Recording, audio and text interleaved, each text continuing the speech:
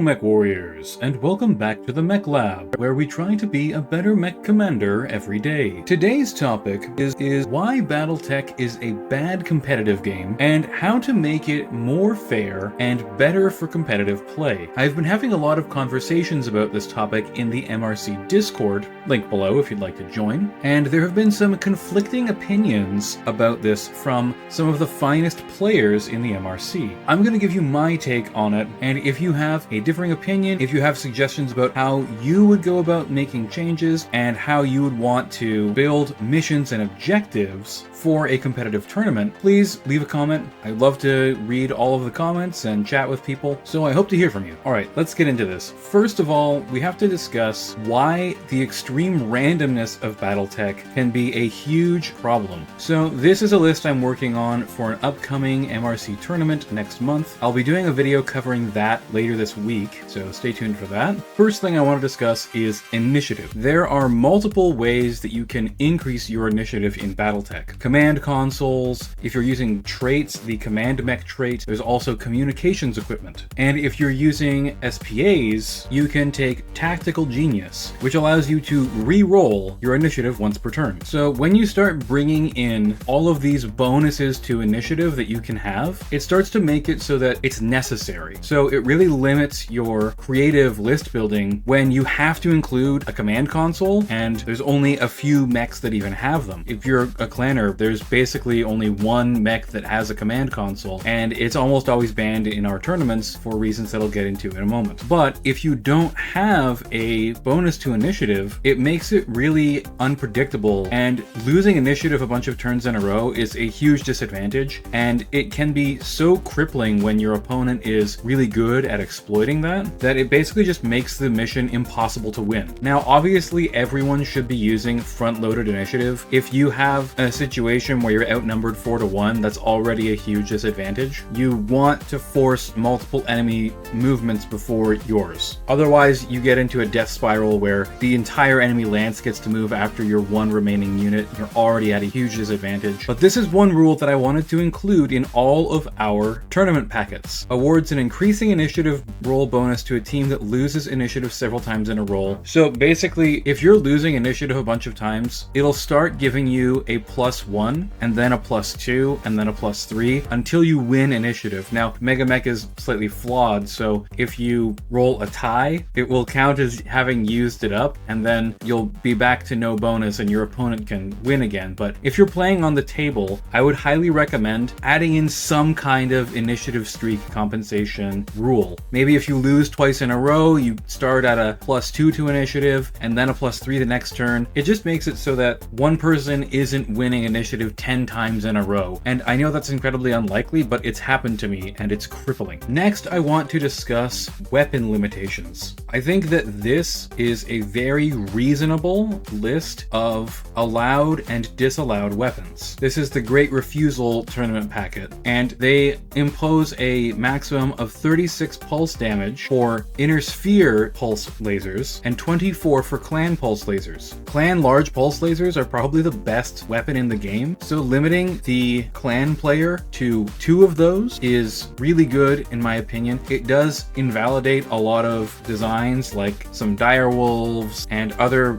large pulse laser spam units like the rifleman 2C, but I don't think that's a bad thing. Those are extremely cheesy units. Now, alternate ammos, these are really important to limit because things like follow the leader and semi-guided are really powerful, as are thunder LRMs. Now, this packet allows all of this stuff. I don't necessarily agree with that. I would usually not allow these, but I haven't seen anyone use them so far in the tournament, and that might be because they cost a good chunk of battle value, and setting up a semi-guided list with a limit of 4 to 6 units is kind of difficult to pull off. That brings me to our next limitation, which is number of units. Putting a cap on the number of units that you can take, again, limits list building creativity, but it also stops people from spamming 8 units of elementals or something and having them all just camp an objective and be really annoying and hard to kill, which when you limit ultimate artillery means that there's not really any hard counter to that. I think that 4 to 6 is a good amount of units because it also stops people from taking big super units. Now, precision ammo for AC2s and 5s only is interesting, and another tournament is actually allowing precision ammo for AC10s and 20s. I think the reason why this is limited is because autocannons don't cost very much battle value, and essentially making them into pulse lasers while doing a heck of a lot of damage is pretty terrifying. This is Summer of Profit, which I will be doing a video on shortly. It's next month's tournament for June, and it lumps in the precision ammo along with pulse weapons. Now, I think that pulse lasers are definitely a lot better than precision ammo, but I haven't really played with precision ammo with autocannons because it's always banned. So it'll be interesting to see some people try this out in this tournament. And right below here is another limitation that you should probably have in your tournaments, and that is jump movement points on units. Units that have jump 7 or higher are extremely hard to hit. They're very mobile, they can get behind you very easily, and their threat range is really unpredictable. All of this combines to make dealing with jump 7 plus units extremely hard, especially if there's a bunch of them. The Great Refusal didn't go quite so hard on it. They discouraged more than one 7 jump unit, and they also discouraged extremely fast units. And probably most importantly, jump 6 and any pulse weapons was also discouraged, which is basically making the Wraith, Goshhawk, pretty much any of those really powerful cavalry mechs with pulse lasers and lots of jump jets highly, highly discouraged because they're very good. People know that they're very good. They're not that fun to play against because they're so powerful. But if someone brings nothing but fast-moving VTOLs, hover tanks, and 7+ jump mechs, you're not going to have enough pulse lasers to deal with that kind of force. You're not going to have enough highly accurate units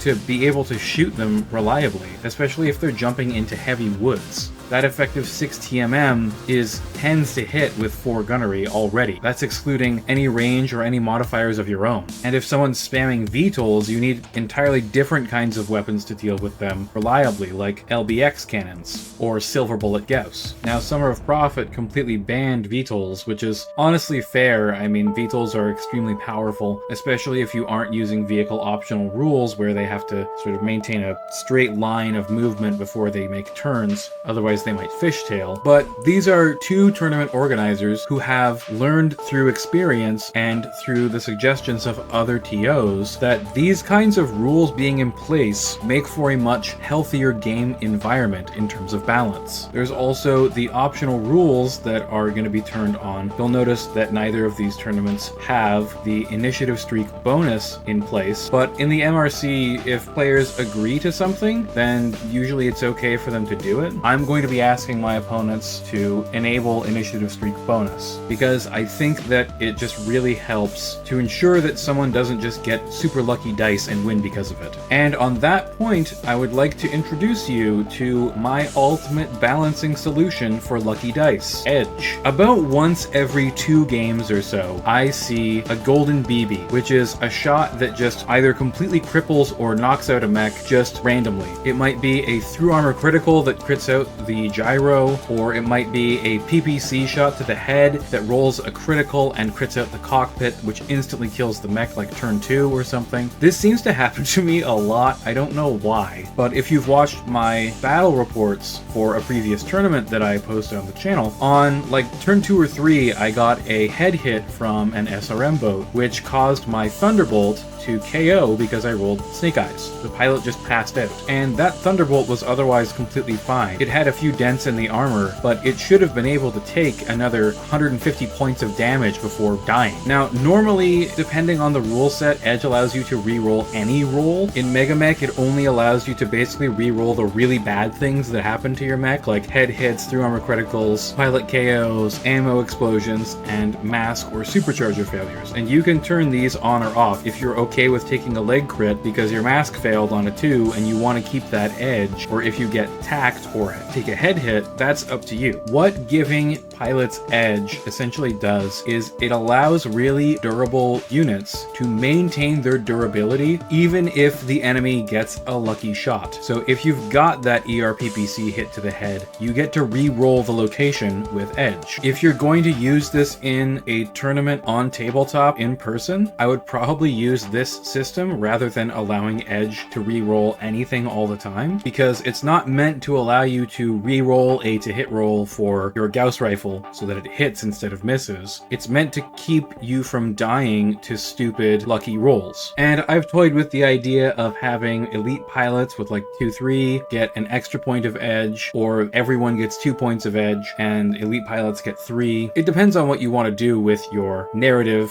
for the tournament and how much you want to protect big heavy mechs from bad consequences. Edge is not super useful for light mechs. It's mainly really good for tough mediums, heavies, and assaults. One thing that was pointed out to me was that because they have the potential to destroy your cockpit completely in one shot, Gauss rifles, ERPPCs, anything that does 12 or more damage in a single hit, they pay a head capping tax. One of the TOs that I was talking to about this optional rule that I'm proposing pointed that out, and I think that it's a decent argument, but at the same time, the ability to head cap, in my opinion, isn't what makes a Gauss rifle or an ERPPC good. That's a really niche case, and you can't really rely on rolling that 12 to hit the head. I think what makes those weapons good is having long-range firepower that can pierce armor really well. You could say something simple like you get plus 20 battle value in your list for every ERPPC or Gauss that you take if you want to, but most often what's going to happen probably is you're going to get a through armor critical or a head hit from a cluster weapon like an LRM or an SRM pack, and then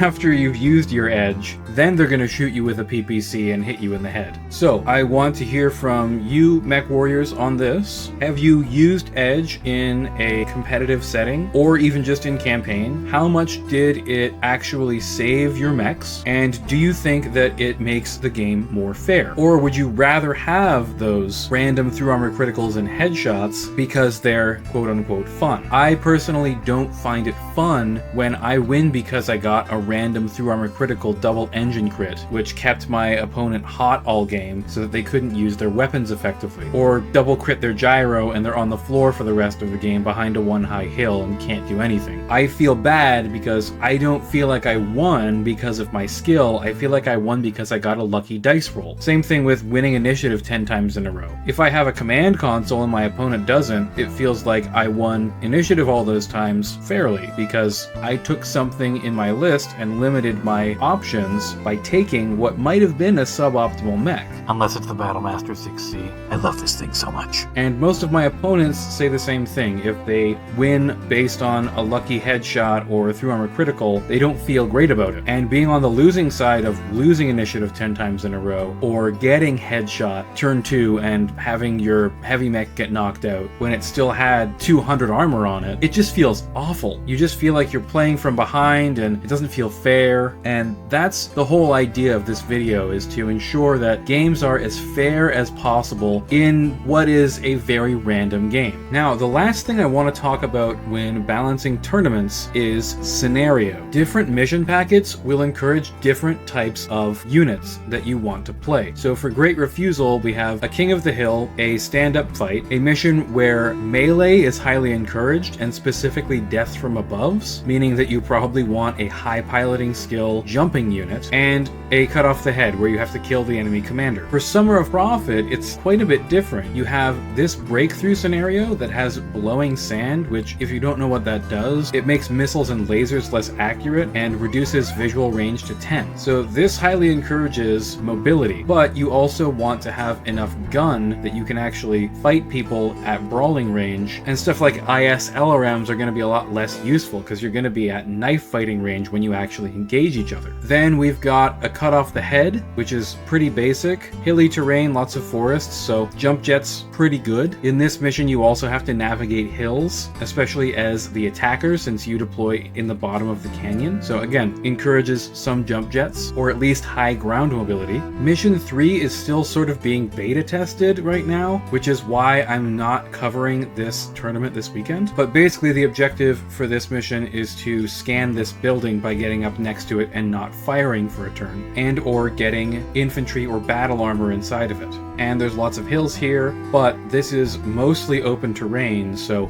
long-range weapons are going to come into their own in this scenario. And you probably want jump jets. And then finally, we have a city fight with moderate rainfall, which is going to turn this entire map pretty much into mud, and most of these buildings are height 2, so line of sight is pretty limited. You're going to be at close range once again. So the Great Refusal packet versus the Summer of Profit packet have two distinct ways that you want to be building your list. Summer of Profit much more heavily incentivizes mobility, and especially jump jets. Being able to jump over buildings, being able to jump up cliffs, these are things that are going to be much more highly rewarded in Summer of Profit than in Great Refusal. But both of these mission packets to some degree encourage mobility and encourage durability, because in Summer of Profit you need to be able to escape your units off the map as the attacker, or be able to fend off units as the defender. And kill score is always present in every game. You pretty much always get points based on the percentage of enemy battle value destroyed, which is how I think scoring should pretty much always be done. So encouraging mobility but also limiting jump capability is healthy in my opinion for a tournament packet, because otherwise people just take my miserable meat mountain list. You just end up with two big stompy lists of 3, 5, or 4, 6 mechs with maybe one mobility unit and a couple of support tanks that are just going to turn into turret tech, and it's a little bit boring. Encouraging people to take cavalry mechs and scouts means that you have a much greater list building variety. Now, map size is something that's interesting to consider. Usually something in the neighborhood of